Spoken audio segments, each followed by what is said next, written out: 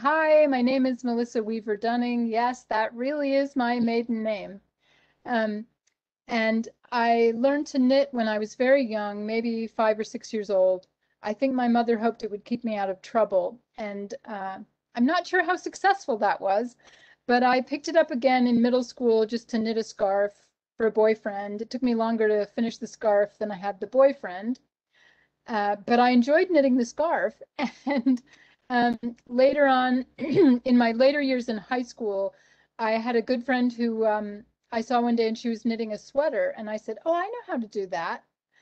And I went to the store and got the same little Nomus Norwegian sweater book and some acrylic yarn and some needles. And I started knitting a sweater.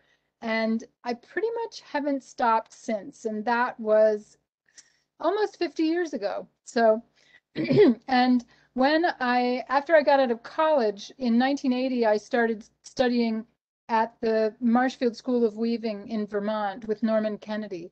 And that really became my biggest passion.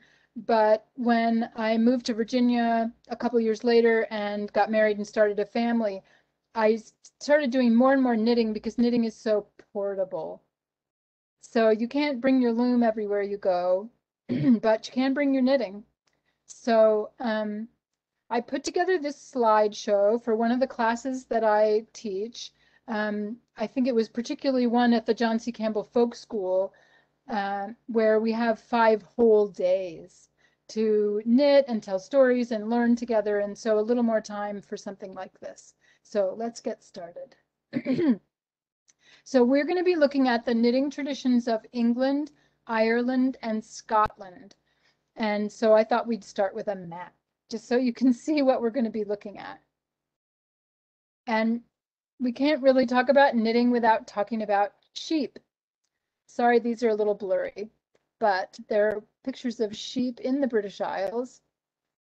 This particular sheep, I believe, is on the Aran Islands because of the many, many, many stone walls, which is typical of that area. And here we have some slightly blurry people who are shearing sheep. Men and women did shear in the smaller communities, and these are people who are using hand shears to shear the sheep. And Norman Kennedy always told me that if you, he grew up in Scotland, he's originally from Aberdeen, he'll be 88 later this month. And he learned much of what he knows from the old people in Scotland, people who had been doing these things for generations. And he said that they would tie 3 legs of a sheep, that if you left it one free leg, it wouldn't panic. And then you could shear. And this was often done on the ground out in the field if that was the best place to do it. And here we have a man and a woman who are both shearing. And these look like speckle-faced sheep, which are a kind of rough-coated wild sheep that you find in parts of Ireland and Scotland. And here we have some ladies who are clearly have put on their best bright, clean white aprons and their nice caps and come outside to pose for a photographer. But we have, starting from the left, a woman who is using hand cards to straighten out the wool fiber, and the woman next to her is spinning. And I believe the woman who's standing up is knitting. And she may well be using a knitting belt. We'll see more of that later. And then the lady to the right is also spinning. And to her right, there is a clock reel that is used to wind to make a skein after the yarn is spun. And here we have a lady doing a very typical long draw, which was the common method of woolen spinning in this part of the world, and actually much of Europe. And here we have a lady who is knitting. She has something around her neck, but it is not her knitting yarn because her ball of yarn is dark and it's in her lap. And she's either knitting a stocking or a sleeve, I think. She might have her speck strung on a string around her neck. We just can't see it. And here we have a Shetland knitter. And women in Shetland, in Ireland, in Scotland, often knit all the time, anytime they had their hands free. And this included doing what this woman is doing, which is carrying a very heavy basket of peat. Peat was the common fuel, and it was cut wet out of the ground, stacked up in little sort of brick shapes, let to dry to some extent, but it was very dense. And this full basket she's carrying probably weighed 60 or 80 pounds. And she would bend forward and hunch her shoulders to keep the string that's going around her chest away from her chest, away from her body, because it might make it difficult for her to breathe. So she'd been doing this for a long time. She knew how to carry that basket. It probably didn't do a darn thing for her posture, but she could walk carrying the peat from where the peat was cut to her home and knit all the while, which I think is an extraordinary feat. Here's another woman also carrying a basket of peat, and she's knitting. She's probably using a knitting belt. And this is another woman carrying a basket of peat while walking past the back of a cottage with a thatch roof. In some places, particularly very windy places, which would be the islands and coastal areas, the thatch would be held down by ropes that had heavy rocks tied to the ends of them. If any of you have seen the movie The Secret of Rowan Inish, there's a scene there where the children are fixing up the cottage and they're throwing ropes up over the thatch and attaching heavy, heavy rocks to it to hold that thatch in place.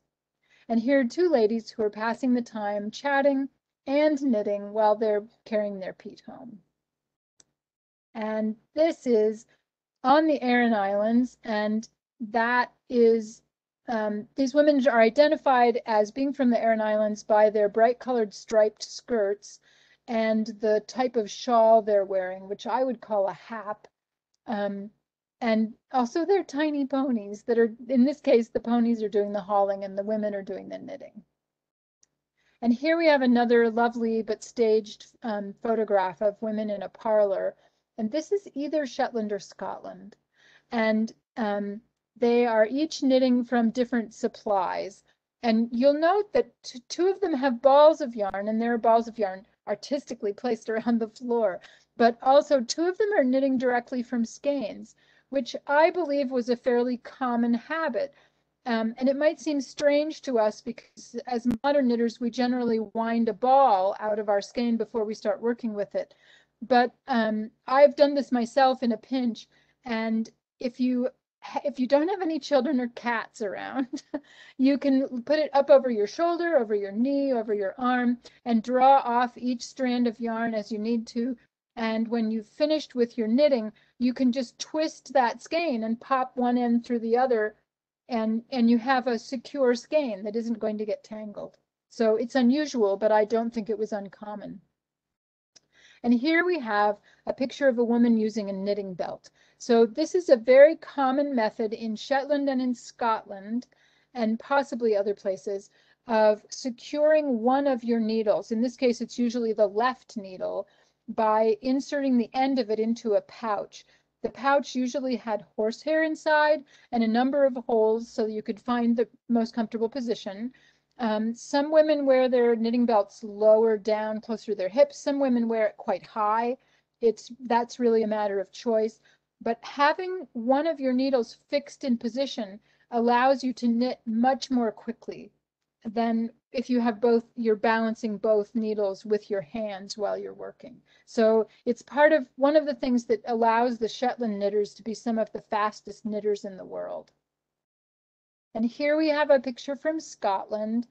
See if I can move this box a little bit. Yeah, okay.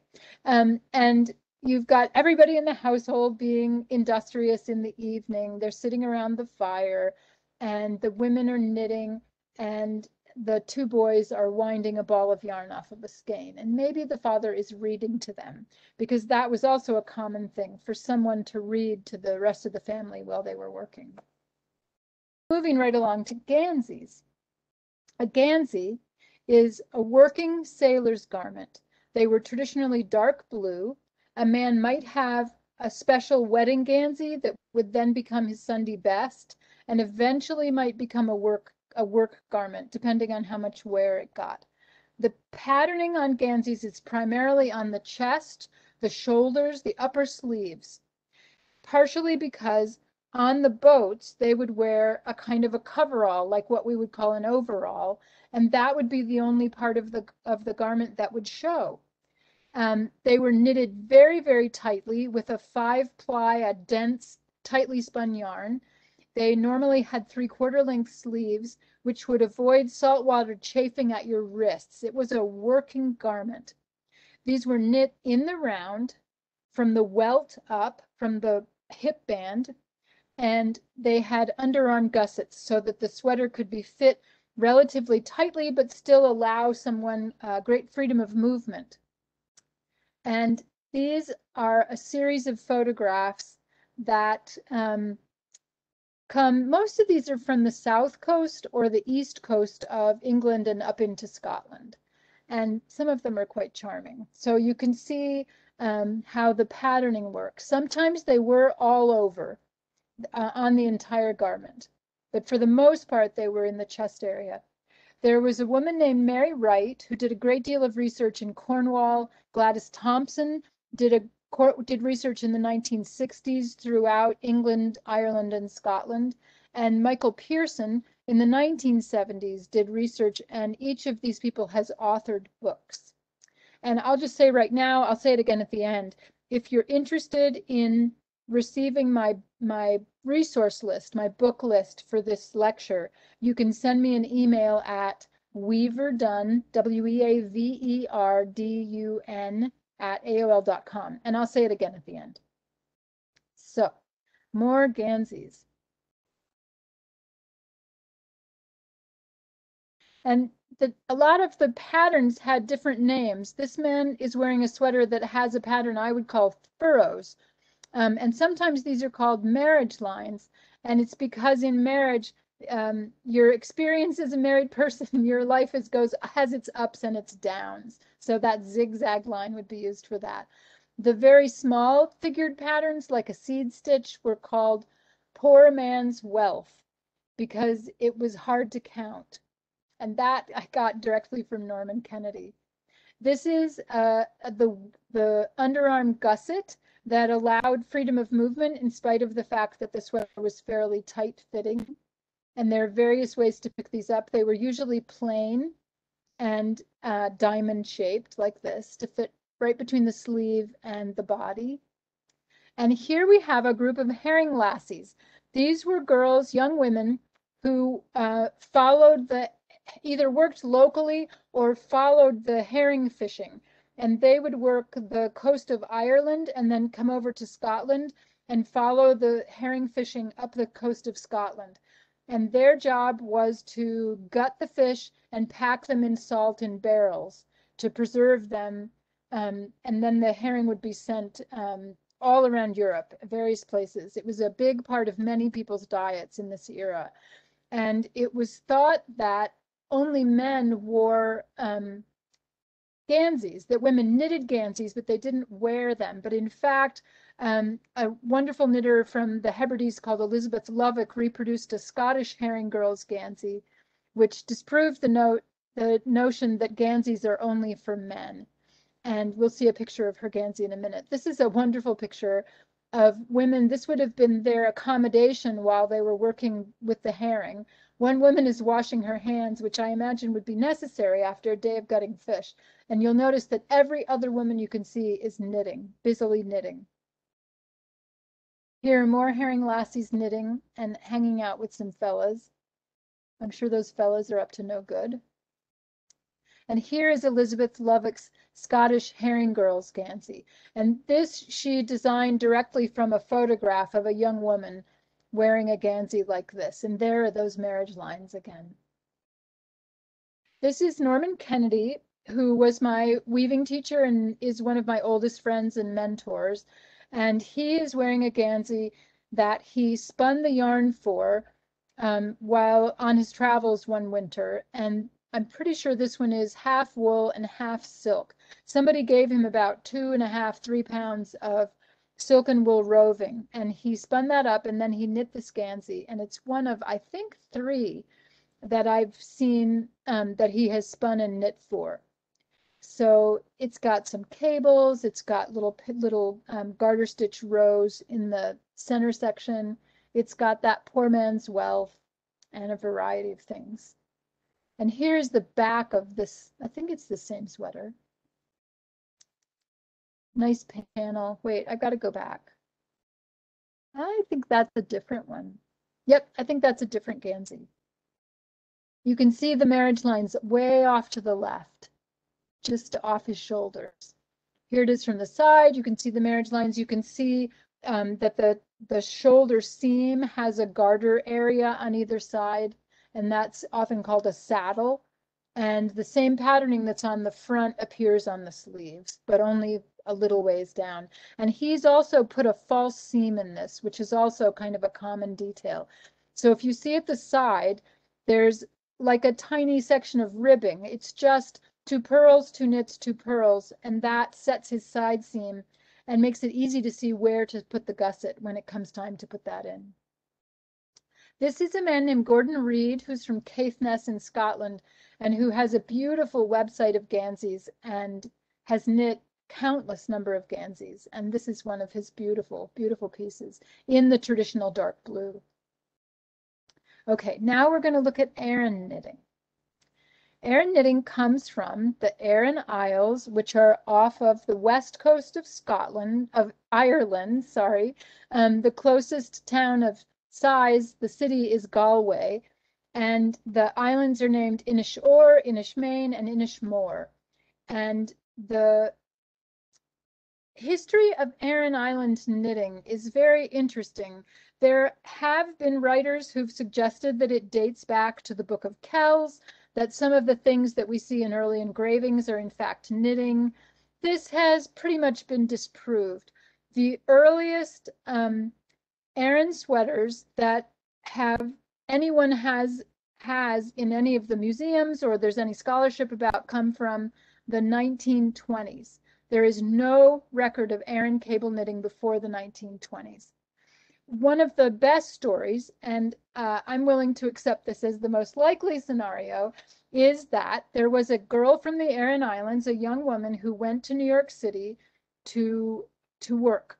And this was a common scenario. Many, many, many people left, not only Ireland, but many parts of Europe to go to work as housemaids in New York. And they might be going there to save up some money, either to help their family at home or save up so that they could come home and get married. But this young woman was in New York City, and in her either child minding in the park or on her days off, she met another girl who was from Bavaria, who also brought her knitting with her to the park. And she was amazed by this girl's Bavarian twisted stitches, in which they make an almost etched kind of design. And she learned how to make these stitches and took them home and showed her mama and her auntie and her sisters, and off they went to work. And what happened from that point was these ARAN cabled sweaters were worked in pieces and seamed. They were knitted primarily for sale, although they were also knitted as a best sweater or a wedding sweater worn to Sunday church. These were never working garments. First of all, they're white, and no one in their right mind would wear a white sweater to work at sea, to work on a ship. So these were designed specifically for the tourist trade and also for kind of Sunday best. And they generally have a combination of textured stitches and cables, as we can see in this little sample. This is one of the earliest ARAN sweaters that is found at the museums in Dublin. And here we see the kind of etched patterning of that Bavarian twisted stitch, along with some very interesting cables. And the welt on this sweater, or what we would call the waistband or hip band, has its own distinct patterning on it. And I believe this is one of the sweaters that appears as a pattern in Gladys Thompson's book. And here we have a set of photographs that are from the Aran Isles book that John Synge wrote, and there was also a Man of Aran film that was made. And so this man has put on his best sweater to go outside and do work and be photographed. He's also wearing a typical hat, kind of tam from the Aran Islands.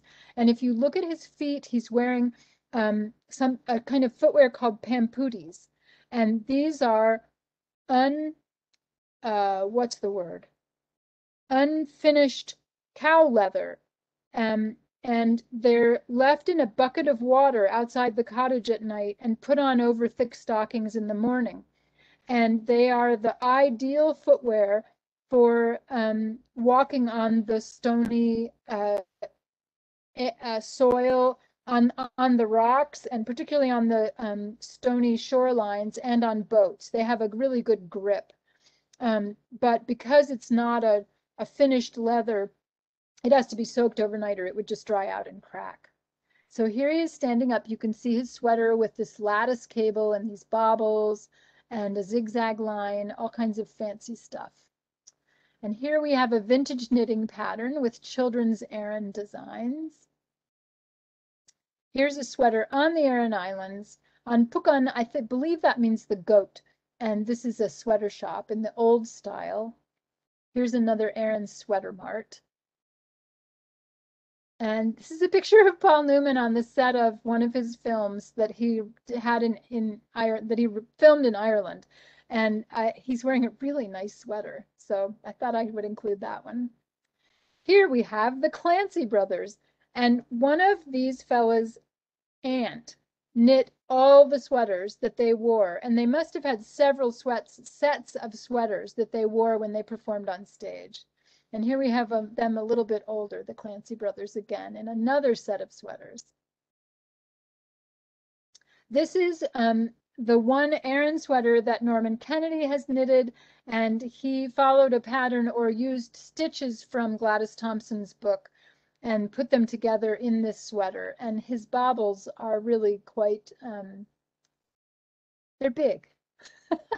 I want a word, I can't think of it. They really stand out, those baubles. And I love the textured stitch in the center, which is an unusual kind of stitch. It's also used on the welt, as you can see in the photo on the left. Now, this is an interesting website. I just had to share this with you. One of the topics that I teach is tartan weaving, and I have a lecture on the history of tartan.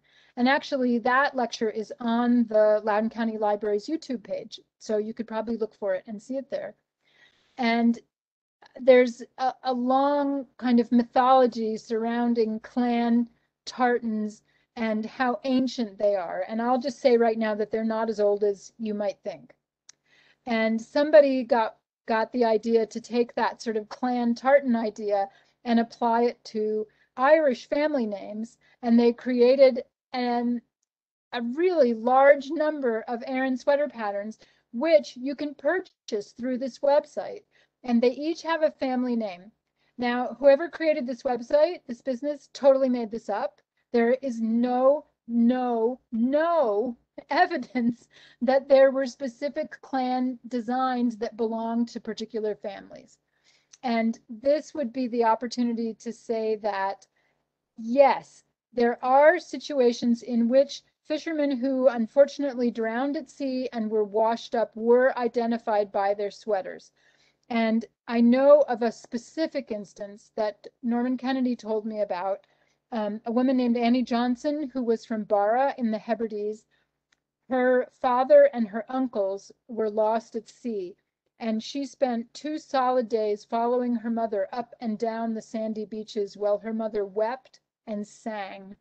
And Annie Johnson is said to have learned her entire song repertoire in those 2 days that she followed her mother.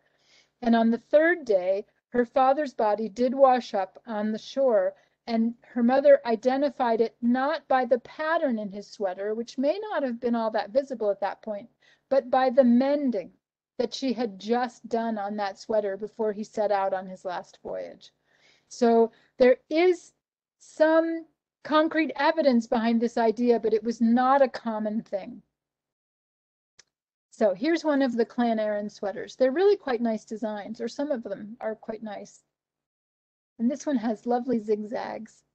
But don't go thinking you're going to find your ancient family ARAN sweater pattern there. Just saying. This is a beautiful ARAN pattern that was designed by a Japanese knitwear designer. Just to show you how far around the world the whole love of these sweater designs has gone. This is a block from a book that was published by XRX Publishing in the United States called The Great American ARAN Afghan. They held a contest in their Knitters magazine, and the winning blocks were produced in this book and in the pages of the magazine, and this is one of them. Okay, now we're going to move on to Shetland lace. Here we are. You can see Norway and Scotland, the Orkney Island. We've got the Hebrides off to the left of Scotland. The Orkneys are off of the north coast of Scotland. There is tiny Fair Isle all by itself out in the middle of the Atlantic Ocean. And then the Shetland Islands are well above Orkney. And the Shetland Islands, for many, many years, belonged to Norway. And they are now part of the United Kingdom, at least for the moment, and are considered part of Scotland. But culturally, it is a Norse culture. And their local dialect reflects that, and many of their habits and tastes. And one of the wonderful things about Shetland is the Shetland sheep, which are considered a primitive, or I prefer an unimproved breed, which means that they have remained multicolored, among other things. The Shetland sheep are let loose on the islands and brought in annually for shearing and for worming and various things. But they live on a diet primarily of seaweed, and they grow an extraordinary type of fleece that can have up to 9 qualities in a single small fleece. The fleeces average 2 or 3 pounds each. And they have an incredible array of natural colors. So they're very pleasing for hand spinners as well as hand knitters to work with. Now, first we're going to talk about lace. The very best of Shetland lace comes from the island of Unst, and they use a cobweb hand spun that has between 5 and 9 strands of fleece in the yarn as they spin it. It's remarkably thin, but also quite strong. They used sulfur. They would light sulfur and let the sulfur smoke whiten the shawls after they were finished and washed and blocked while they were blocking. And there was a great Victorian craze for Shetland lace. Shetland lace traditionally is primarily garter stitch, and Shetlanders don't like to cast on, they don't like to purl, and they don't like to bind off, which may seem crazy to the modern knitter, but they found ingenious ways of working their pieces in different directions so that they did not do huge bind-offs or cast-ons. So, for instance, these shawls that we're looking at here, the outer lace edging would have been worked as a band and grafted or stitches picked up from that to knit the next section of lace. The center was sometimes knitted from one corner to the other or knitted flat as a square. And the sequence of how this was done, some knitters might start from the center, some from the outside. But with all of these pieces, they did more picking up of stitches than they did casting on or binding off. These are shawls that are being blocked after knitting. When you finish knitting a piece of lace, it kind of looks like a hot mess. And because all of those open spaces are just kind of clumped together with all the yarn, and it's when it's opened up and stretched that lace really comes to light. And these are haps or shawls, and I would suggest that most of the colors that we see are natural colors that were used in this very traditional kind of shawl design. This is a small shawl. It has an edging, a border that's got a mitered corner, and a center section of garter stitch. And it would have just looked like a pile of yarn until it was stretched out, and now you can see the beautiful patterns in the lace. Here is a small shoulder shawl, and this would have had the edging knit first, and then with the first stitch slipped on every row at the flat part of the edging so that it was easy to pick up stitches to knit the body. This is another one of those large shawls that we saw in the blocking picture. You can see a little better. This is a traditional pattern in the colored section that is called feather and fan or old shale. And here is that a lot more up close, so you can see the garter in those stripes. And all the garter stitching in there. So a garter stitch means that you knit every row, which means you don't have a smooth face and a bumpy face the way much of our knitted sweaters have. If you turn your sweater inside out, it often has a bumpy surface on the inside, but a smooth surface on the outside. When you knit every row, you get a consistent texture throughout. Here is a lace stole with a really nice variety of lace patterns and an edging. And I can't remember where I found this picture, but I thought it was particularly nice to see women in situ, women wearing these shawls, their regular workaday shawls. And in the 17th and 18th century, women didn't generally wear coats or jackets. They wore a dress, probably some kind of a pinafore or apron on top of that, particularly when they were working, and maybe a jumper over that, and then a shawl over that. And I know that when women came from Scotland to and Ireland to the United States, and particularly to New England and Canada in the 1800s, they started making their shawls bigger. Their woven shawls, they made twice as long so they could wrap an extra wrap because it was so much colder in New England and Canada, well, and across the northern United States than it had been where they'd come from. In spite of the damp, it was considerably colder. This is the back of my head with lots of braids and a small shoulder shawl. This is a Faroese style shawl, and it was reverse engineered by my brilliant friend Martha Owen from a shawl that someone brought from Shetland. And it's a Faroese shape, so it has a kind of wing shape at the top, which allows it to sit very comfortably on the shoulders and not slide off.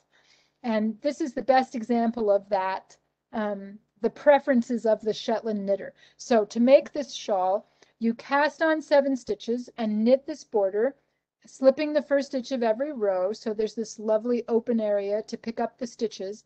You pick up the stitches for the body, you work a section of lace, and on the return row after that lace, you can put in a row of decreases, and then you work a single motif above that at the center of the back.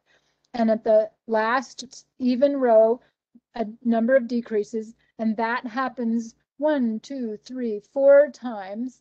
And at this point, and you've been decreasing at the edges and keeping a garter stitch edge. So at that point, you have about maybe 45 stitches live on your needle with these garter edges, at which point you just start working that garter edge and taking one of those live stitches with every other row until you've brought your garter edge to meet the part at the left, and then you graft 5 stitches. So cast on 7, pick up a lot of stitches, and in the end bind off a graft 5. There's not even any bind off at all. It's quite a brilliant design. Okay, now we're going to move into Shetland color work, which is often called Fair Isle knitting. And this type of color work was certainly knitted on Fair Isle as well as on the Shetland Islands. It would be hard to say where it originated. There are some theories about Spanish sailors who were survived shipwrecks and showed the women there how to do color work knitting, but it's just a story. There's no real foundation to this. And color work knitting, I think of it as a great idea that many knitters have had in many places at many times, because it's found in almost every culture that knits at all. There's some form of colorwork knitting. So this is a lovely painting, and this lady is wearing a hat that is called a kep, and it has a colorwork border, but she's also wearing a sweater with colorwork knitting all through it. And oh, she's on the wrong side of the fence here, but that's okay.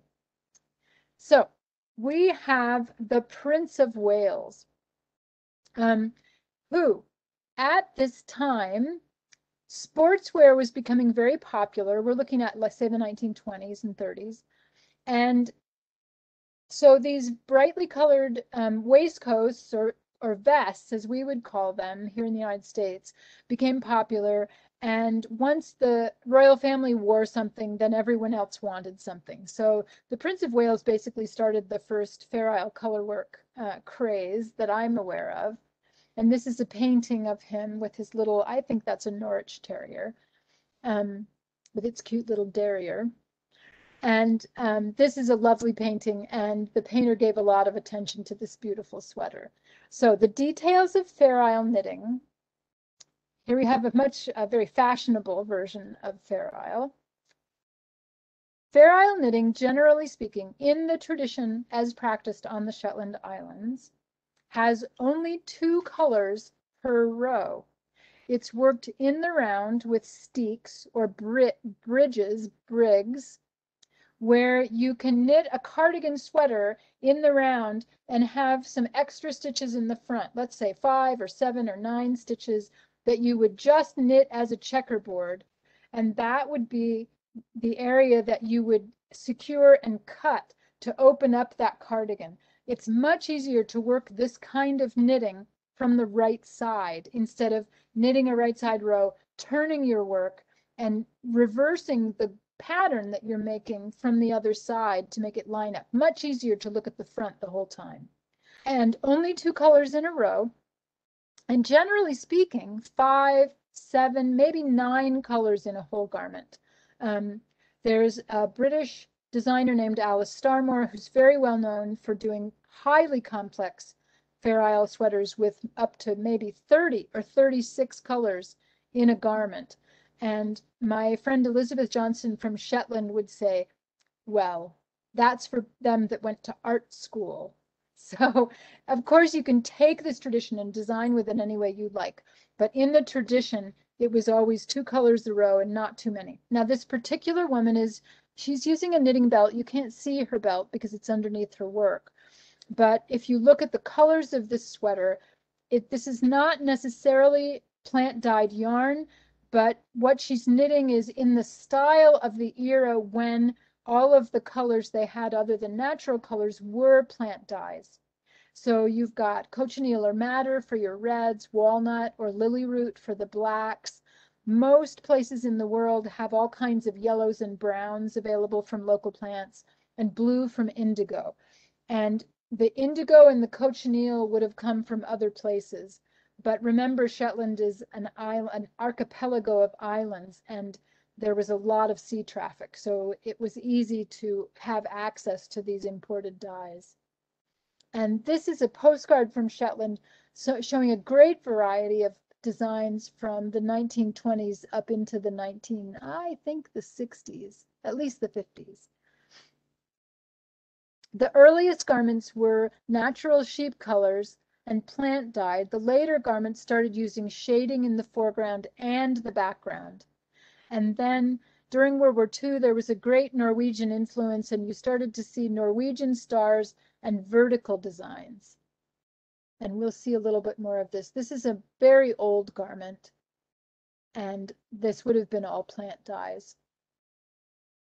This is a lovely old postcard of this fella with his hat and his sweater, his jumper, and a scarf in the background. And this is a very old style sweater. These are all old style plant dyed, again, like the first one that we saw. And here we see a set of knitting pins and also a knitting sheath. So in this case, rather than a belt, there was a bias woven piece of fabric with, usually it was goose feathers or duck feathers, having removed the feathers and just the quill part of it. And they're tightly packed into this little quill here, quiver almost, and then it would be tucked into a belt, and your fixed knitting needle would be pressed into that sheath. And here we see a little closer some more of these older and traditional styles. There's always lots of X's and O's or X's and diamonds. Trees are very common. And the smallest patterns are called Peerie patterns, P-E-E-R-I-E, which is the Shetland word for small or little. This is an unusual but fairly early pattern with a lot of white. And it's quite a departure from what we've been looking at, those very strong saturated colors. Here's another postcard with a variety of Shetland colorwork patterns. I believe these are all from museum garments, so they're older garments, but a lot more variety. Here's a postcard with a bunch of scarves. And the scarves were often knitted in a tube, again, so you could always be looking at the right side of your work. They might have had a false seam at the side, or they may just have blocked it flat. And that way you end up with almost 4 layers of warmth, because on the back of all the colorwork sections, the color you're not using is floating behind the knitting. So these are very, very warm. This is a photograph of a bulletin board from the Shetland Museum. And a variety of swatches. These are all in the old style, as I mentioned before. This is a lovely picture, very evocative location of two different sweaters. The one on the left, I would say, is all Peary patterns. There aren't any of the big color shifting patterns. Here we see the Norwegian influence with both a vertical pattern and the Norwegian 8-pointed star. So during World War II, there was a thing called the Shetland bus, which transported in secret by night many people from Norway who were fleeing from the Nazis. And these people were brought to Shetland and kept there until they could be moved on to another safe location. So there were a lot of people from Norway on the Shetland Islands during World War II. And that's a very interesting story. There are several books about the Shetland bus and that whole era. And I love the sweater in the background with the dark pattern and this kind of trellis color work. It's a very different style than in the early Fair Isle. Here's a whole line of fairly traditional colorwork jumpers. Lots of bands of different patterns. Here's a fellow wearing more of an old style, although these are modern colors. The shading and the use of two shades of blue and the corrugated edging is also quite nice. You see that, I think it's navy blue and white around the V-neck at what would be ribbing. This is a type of ribbing, but it's called corrugated ribbing done with 2 colors and sometimes more colors. This, I believe, is Hazel, whose name I can't think of right this moment, and it should be in my notes, but of course it's not. She is the fastest knitter in the world. I haven't met her, but I've heard a lot about her. She came to teach at the Campbell Folk School, but not ever while I was there. And this is a sweater that she designed and knit for a competition. So it has an unusual number of colors in it, not very traditional in terms of the typical Fair Isle color work, but a really beautiful and striking piece for a competition. And again, a more vertical patterning.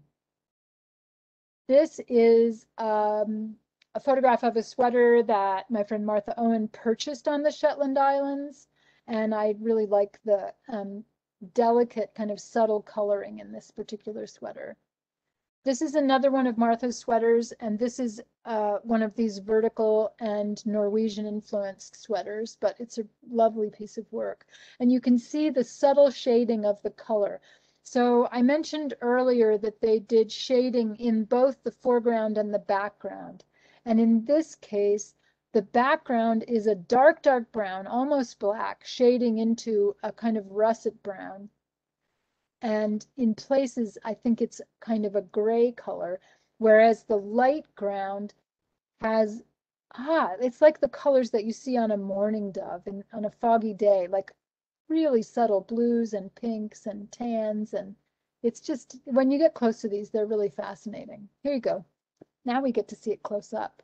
So you see that there are many colors used here, but in a very subtle kind of shading. It's just beautiful, really quite brilliant. This is another one of Martha's sweaters, much more traditional patterning, a fairly limited color palette. Looks like 2 grays and a black, white, and 2 shades of brown. And it's amazing how much variety you can get with just a few shades of color.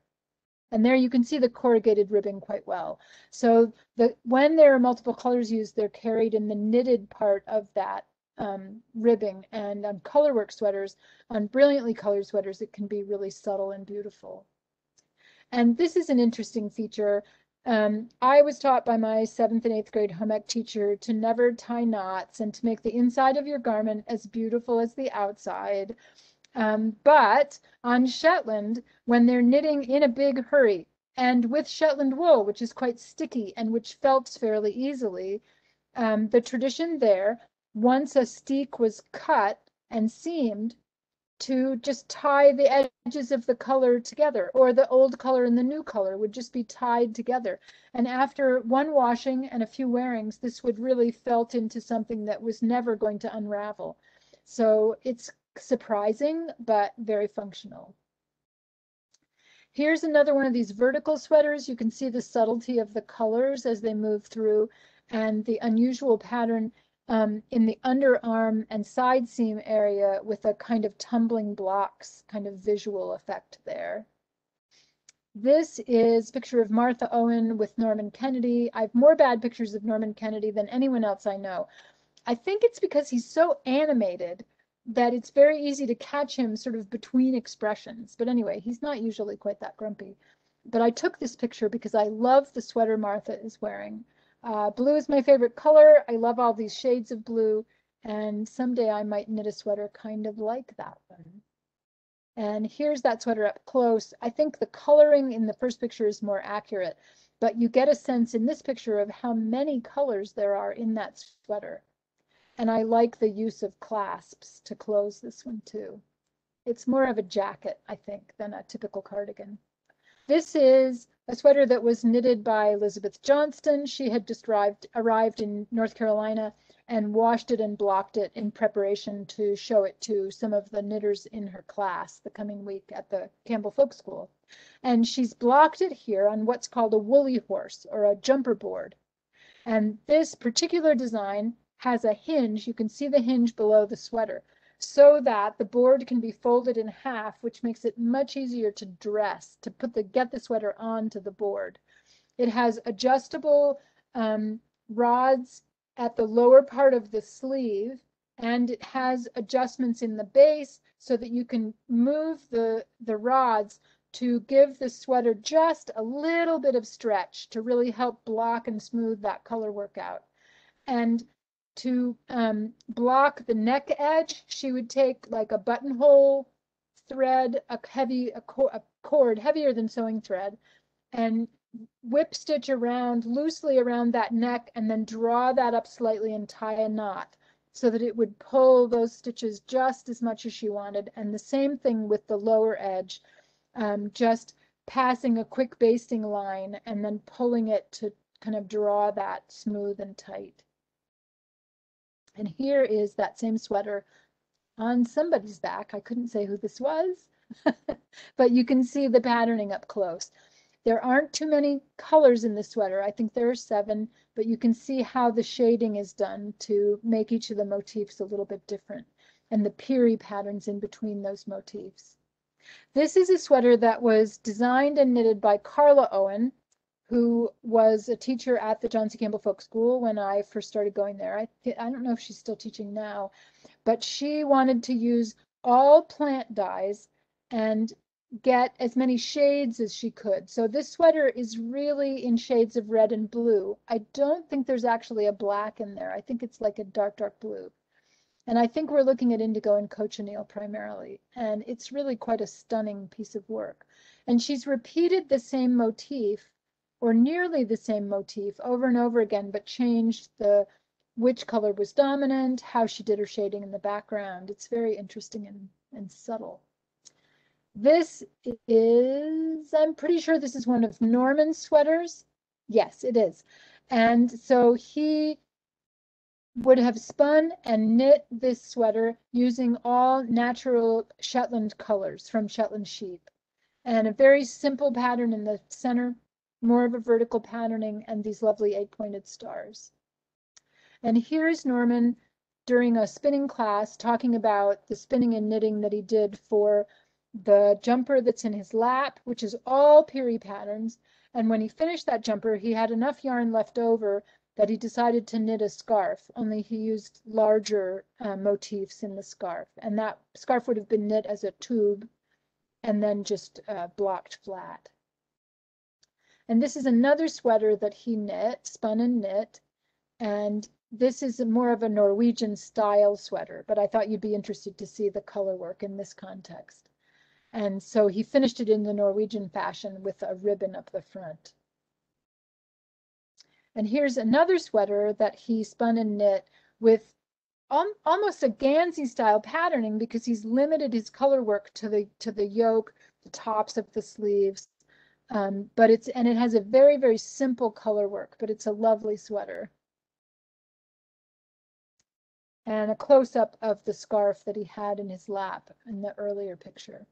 So you can see how he's used some of the colors.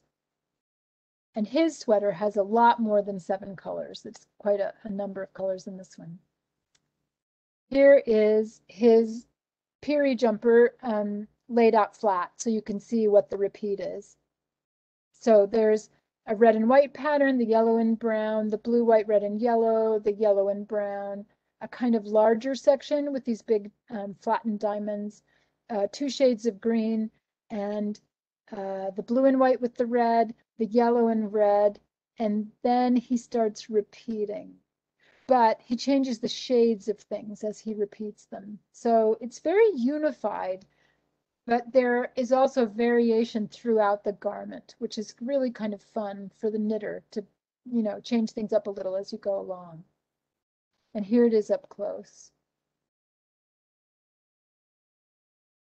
Lots of simple, small patterns in between larger, slightly more complex patterns. And here's another section. And then here's his scarf.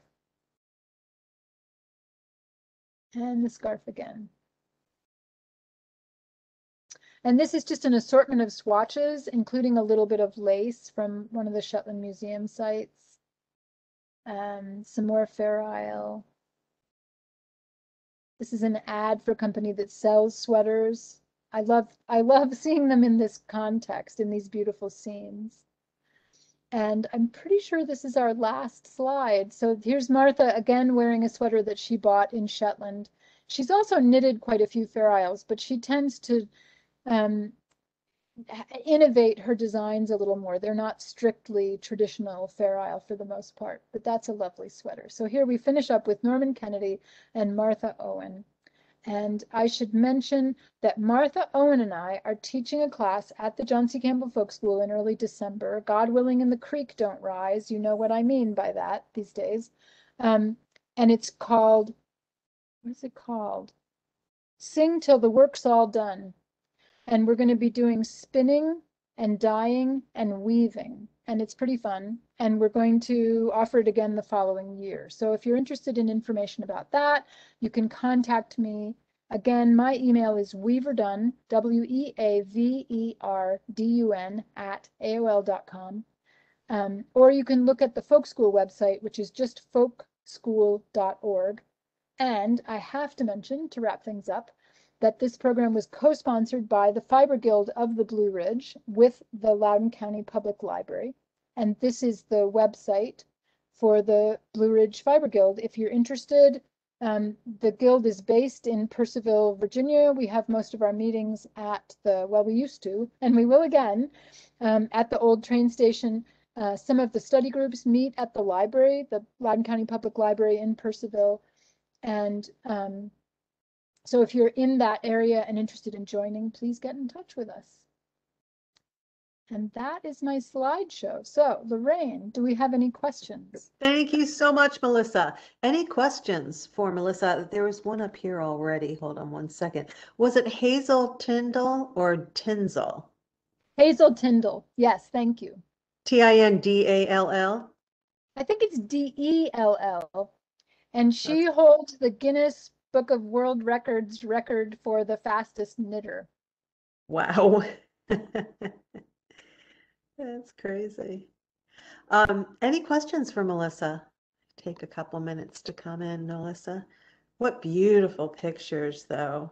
Boy, oh boy. Thank you all for your nice comments to Melissa. I will make sure that she gets a copy of all of them. Mm-hmm. I just want Someone said, wonderful presentation. I am in awe. I feel the same way. there are some amazing knitters out there in the world. Yeah, absolutely. And some of the earlier sweaters you showed too are just so beautiful. They're really quite dramatic Hmm. with those saturated colors and so much contrast. And a sweater like that will last forever, won't it, Melissa? I mean, you can pass it down generations and generations, right? They will. One of the things I didn't mention is that sadly, when you go to Ireland now, most of the sweaters they have for sale are made of merino from Australia. And Oh, merino is a wonderful soft yarn, but as many of you probably know, it's not very durable and it pills easily. And these beautiful, complicated stitches will be covered with pills and possibly wear holes out your elbows or wherever you tend to wear your sweaters. well, why But is that? Why are they now merino wool rather than well, chameleon? I was in a tweed shop in Donegal, maybe about 6 years ago, and I asked the woman there, and she said, "Oh, no one wants scratchy wool." And I thought, Oh, well, maybe not scratchy wool, but I would like something that lasts. I have a yes. couple of ARAN sweaters. One of them I bought in 1976 in Dublin, and it is pretty much in as good shape as it was then after a lot of wear over decades now. Hmm.